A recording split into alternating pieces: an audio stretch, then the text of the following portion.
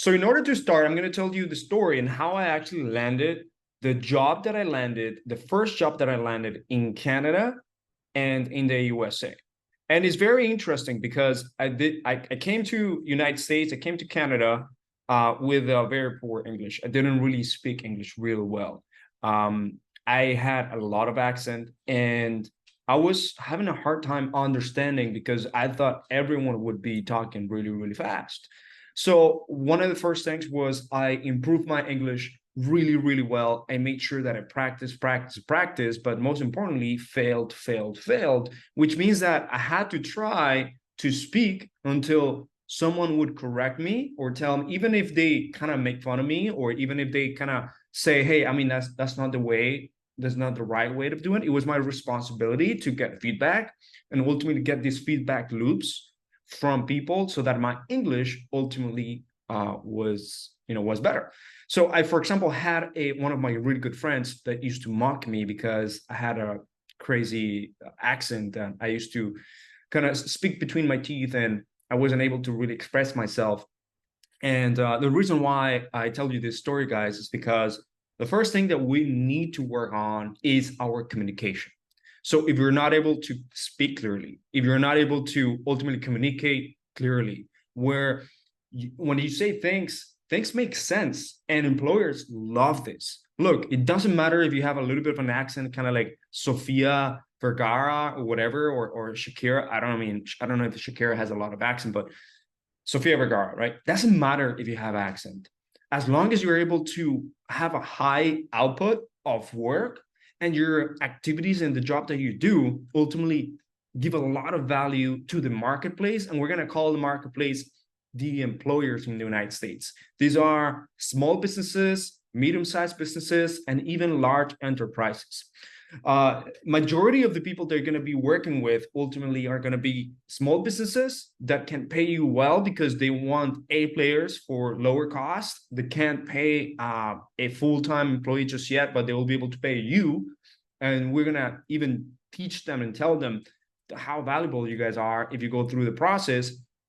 But medium-sized businesses as well, they want to pay you. Look, large enterprises, they give you remote jobs almost all the time, but the thing is that it's almost always project-based. You can grow a career, but it's not the same as growing a career inside of a small business or a medium-sized business, because you're helping a small business go from 0 to 1 or 1 to 5, 5 to 10. And a medium-sized business, you're helping go from 1 to 5, 5 to 10, right? So, and already large enterprises, they already see you just as part of their employees, right? And they can really replace you with anything they can. And ultimately, employers at the same time can ultimately replace you. So you have to become invaluable to the marketplace, okay? And I'm going to teach you exactly how to do that. We're going to go over a few points here.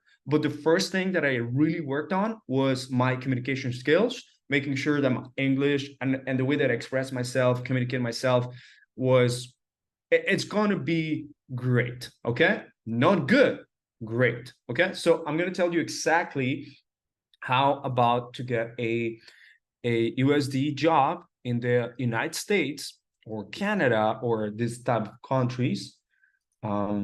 And we're going to go about this, okay? So how to get a USD, $2,000 USD month career or more, okay? So first thing you got to know is that we employ people from around the world using our platform, Remote Latinos, powered by the FAVA process. And FAVA stands for Freaking Awesome Virtual Assistant. You guys are not just a virtual assistant that does admin stuff, because admin stuff, people can do it, and a lot of people can do it, but not everyone has the skills required, which we're going to go through. Not everyone has the communication required. Not everyone have that drive required, that growth mindset required. Not everyone really is an A player, or not everyone really is a rock star.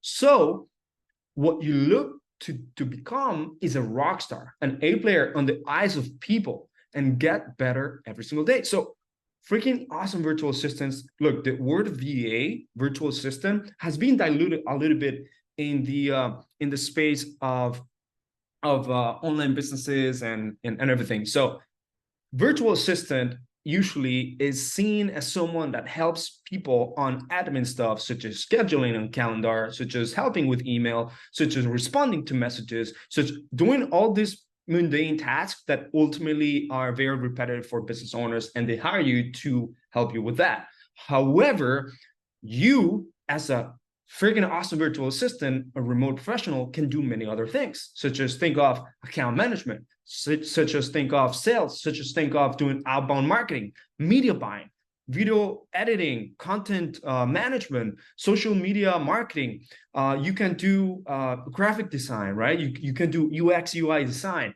You can do so many valuable things, but the problem is that you have to show yourself as that freaking awesome remote professional, that remote team member that people really want to have. Okay, let's go back to this. So let's go back to ultimately telling you how we actually work with people and helping them with all of this. Okay. All right. So we help businesses go through all of this in a process called the FAB process. There's a huge opportunity for businesses in Latin America.